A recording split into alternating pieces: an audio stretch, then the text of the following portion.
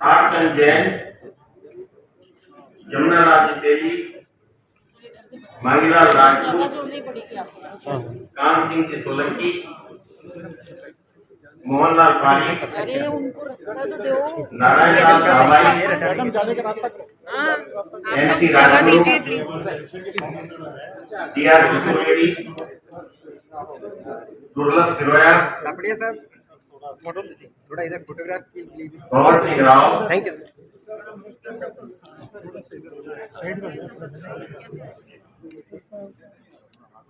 इन सभी का फोटोग्राफी आप सब फोटोग्राफर का फोटो ले लीजिएगा। फोटोग्राफर इधर, बाकी सब इधर आ जाइए।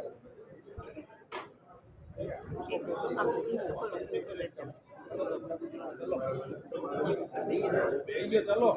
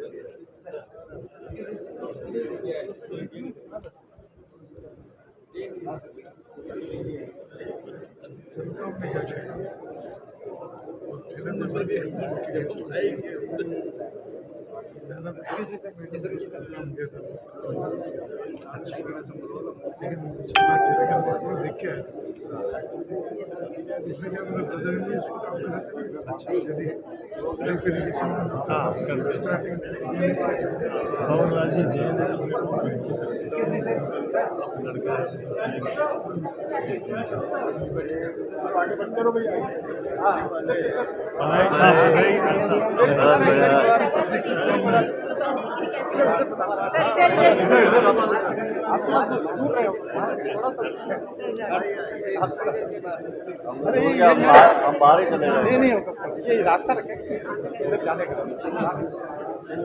और आप लोग के स्वागत के लिए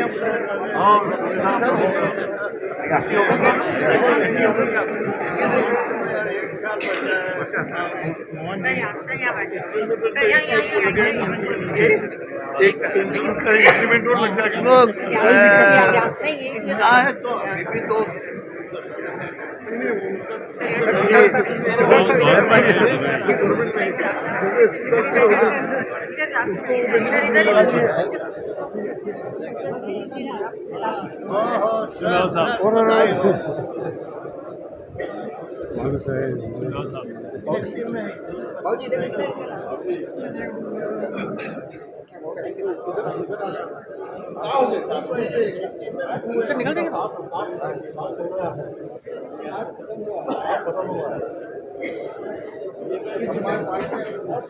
इधर देखिए।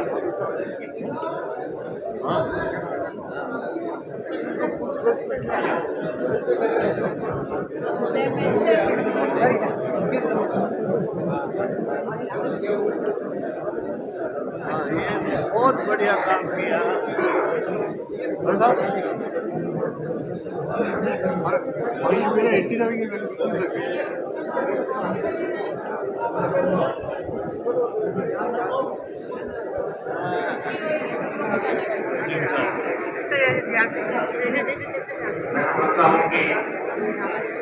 अस्सी वर्ष सर इधर देखिए।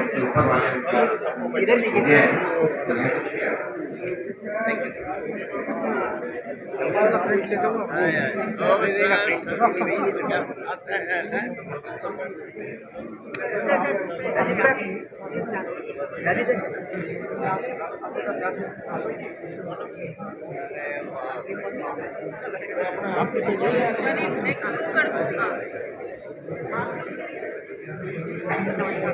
हाँ सर कर दीजिए सर इधर। अरे इधर अभी आप बैठे रहे, अभी आप बैठे प्लीज जब अनाउंसमेंट होगा उसी समय आप हाँ नमस्कार ठीक है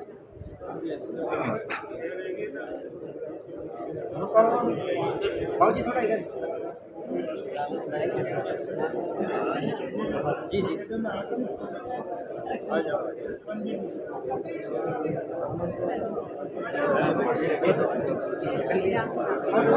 थोड़ा इधर देखिए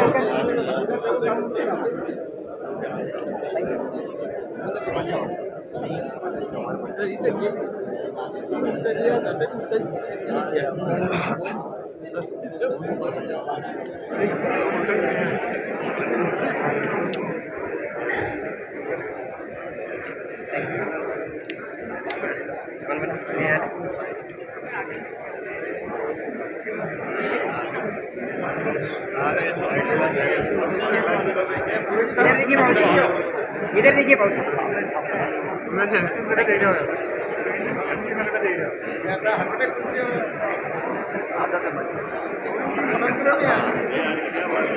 आ जाइए आ जाइए आ जाइए क्या बात है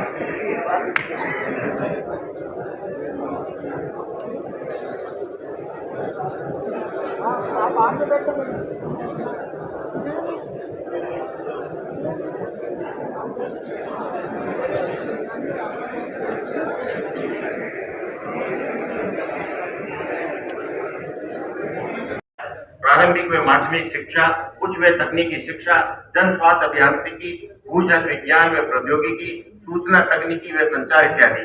आपने जन लेखा समिति व अन्य अनेकों समितियों में सदस्य के रूप में काम किया है। केंद्रीय मंत्रिमंडल में ग्रामीण विकास व पंचायती राज, भूतल परिवहन व राज्य मार्ग तथा रेल मंत्री के रूप में आपका कार्यकाल हम सभी मेवाड़वासियों के लिए गौरव का विषय रहा है।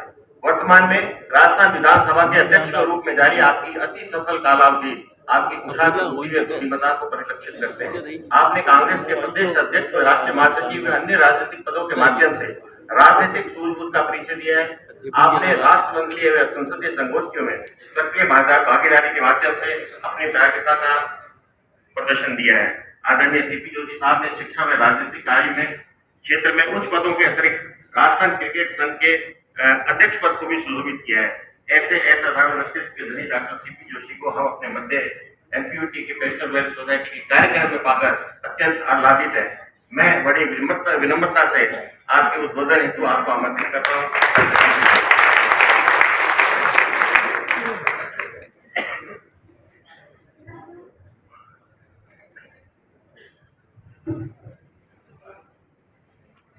महाराणा प्रताप कृषि एवं प्रौद्योगिकी विश्वविद्यालय के उपकुलपति सम्मानित कर्नाटक साहब, पेंशनर वेलफेयर एसोसिएशन के अध्यक्ष भटनागर जी, आर के राजपूत साहब, अधिकारियों के सदस्यगण, मंच पर बैठे हुए राजस्थान सरकार के कृषि मंत्री सम्मानित लालचंद जी कटारिया साहब, आर के राजपूत साहब का नाम मैंने पहले दोबारा लेना पड़ा क्योंकि मैं स्टूडेंट लाइफ में लगाकर अभी तक आर के राजपूत साहब से मेरा काम करता रहा।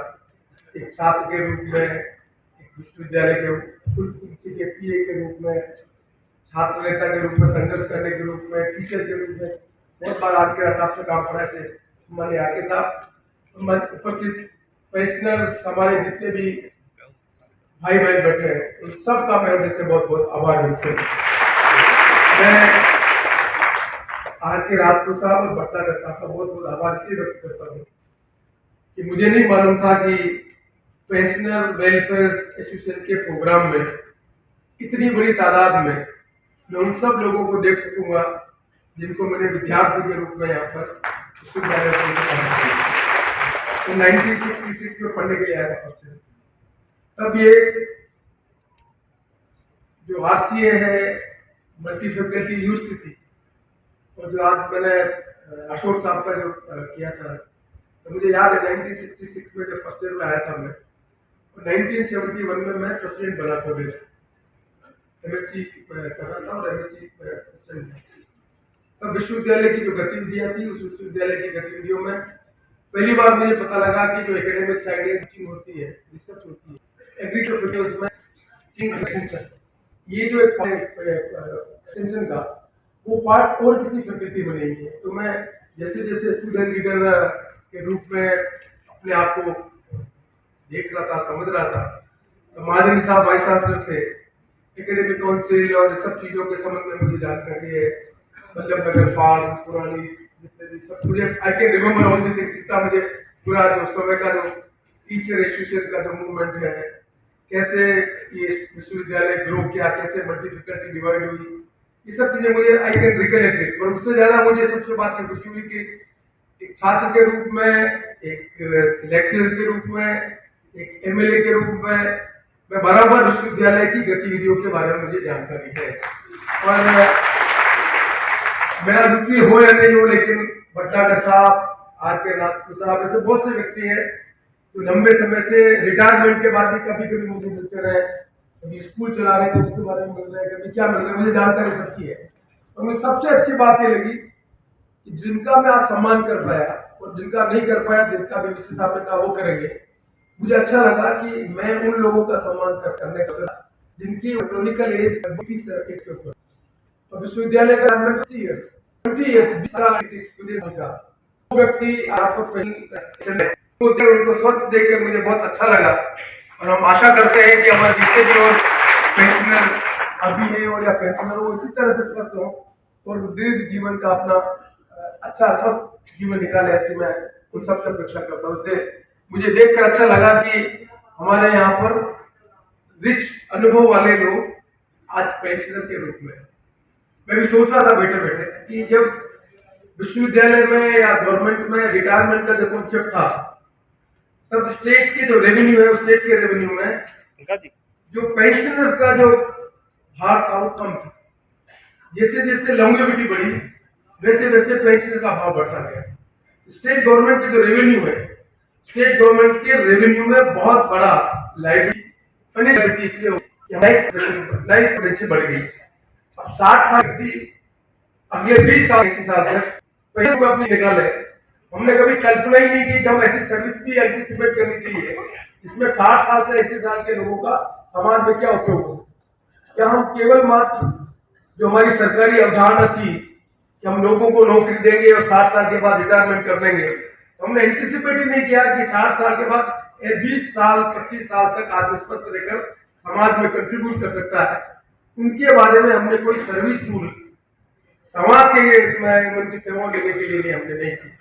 बार बार इन बातों में सोचता रहता हूँ मैं, तो क्या हम ऐसी अवधारणा नहीं कर सकते हैं कि आज कर्नाटक सामान्य किसी साहब बैठे हुए, आज रिटायरमेंट के बाद जो एग्रीकल्चर खासतौर से एक्सटेंशन के जो लोग हैं, ये पूरा का पूरा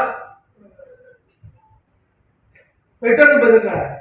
हमने कहा मार्च में बरसात नहीं होती है, गर्मी नहीं हो रही है, मार्च महीना हो गया गर्मी हो गया, तो जो एग्रीकल्चर के एक्सटेंशन की चीजें हैं उसमें जो बदलाव हुआ है व्यवहार में, उसको समझने की जरूरत है। जब व्यवहार में पानी नहीं था, फिर आजादी के बाद हमने यहाँ पर डैम बनाया, माई बनाया, जाखम बनाया, पहली जनरेशन के एग्रीकल्चर आदिवासी लोगों को खेती सिखाई हमने।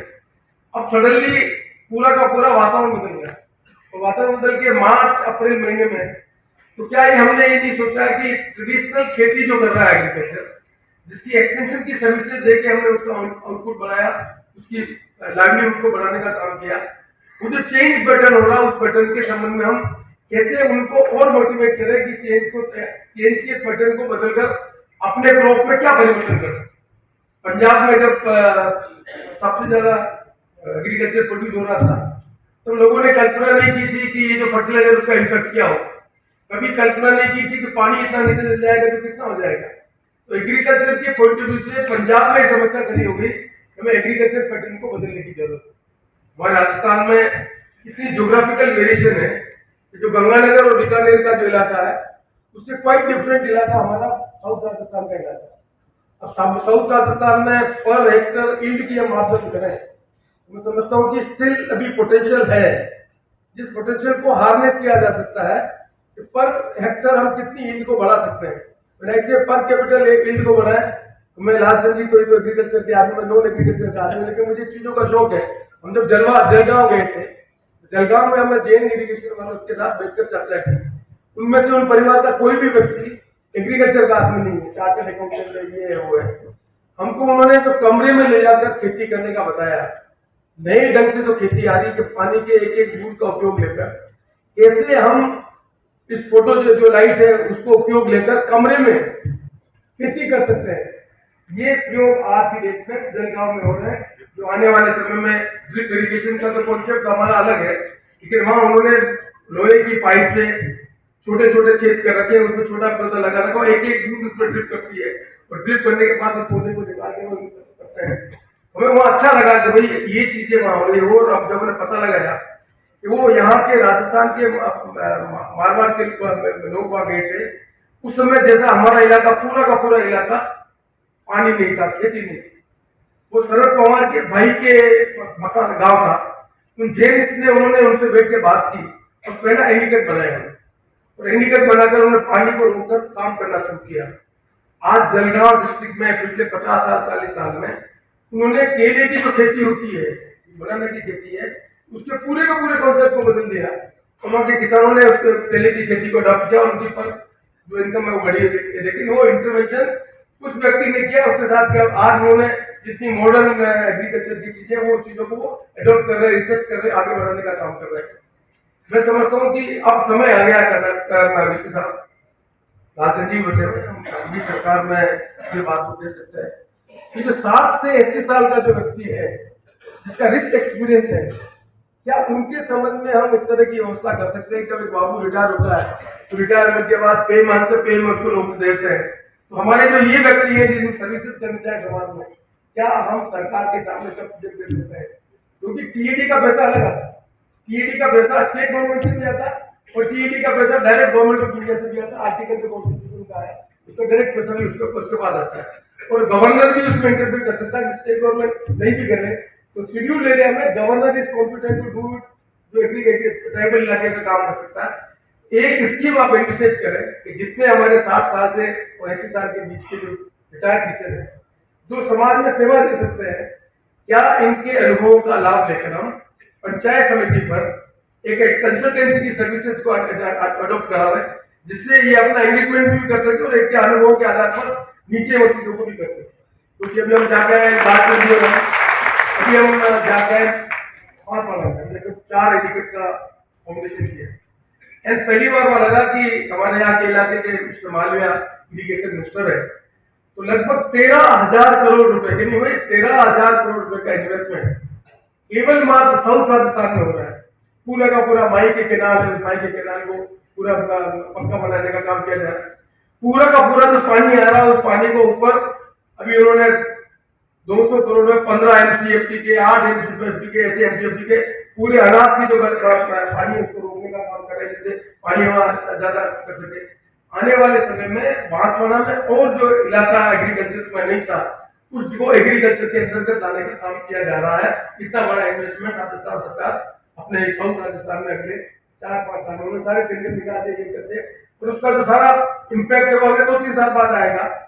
क्या हम उन इलाके में जहाँ पर अब नई सिरे से खेती होगी, जहाँ पहले खेती नहीं हो रही थी, बैरल लैंड थी, इस इंफ्रास्ट्रक्चर के बाद खेती वहां पर होगी, क्या हम वहां की खेती के लिए नए सिरे से हम इंप्लीमेंटेशन करने के लिए जो हमारी एक्सपर्टाइज है उनकी सर्विसेज के साथ गवर्नमेंट के साथ मिलकर कोई रास्ता निकालें?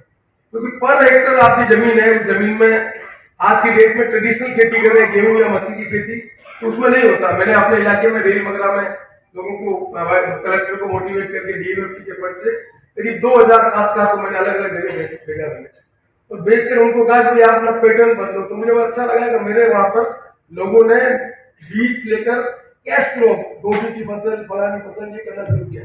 रेल मगरा में हॉर्टिकल्चर की चीजें हमने लोगों ने एडॉप्शन करना शुरू किया। और एक जमाना था जब बनास नीचे बची थी तो सबसे सरसब इलाका रेल मगरा था। आज हमने, क्योंकि हमने मॉडर्न आदमी, हमने बनास पर बांध बना दिया, बांध बना के हमने पानी को डाइवर्ट कर दिया। जो नीचे का पहले सोर्स था वो तो ड्राई होता गया, 30-40 ईयर्स पानी नीचे चला गया। तो रेल मगरा तो ड्रिंकिंग वाटर की प्रॉब्लम हो गई, फॉरगेट अबाउट दी एग्रीकल्चर। तो जैसे जैसे जो जिस नदी का फ्लो था उसके ऊपर जितने हमने एनीकट बनाए उसका नेट रिजल्ट रहा कि जो उसके रिवर बेस्ड जो एग्रीकल्चर थी वो तो खत्म हो गई और हमने केनाल बनाकर इरिगेशन करने का काम किया, उससे नई खेत लोगों की खेती होने का काम हो गया। तो वो लोग जो ट्रेडिशनली रिवर बेस्ड जिनकी जमीन थी वो उनके सामने प्रॉब्लम खड़ी हो। कोई भी हिंदुस्तान का हैबिटेशन उठा के देख लें, हैबिटेशन में 2 चीजें कॉमन। हैबिटेशन वही है जहाँ पीने का पानी उपलब्ध है, एक कूड़ के।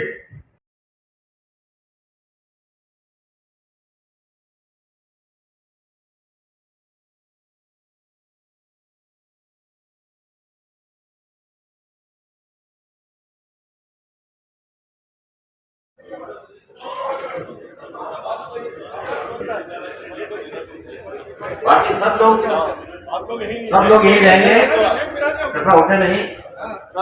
कार्यक्रम इसमें कंटिन्यू बंदा आ रहे हैं।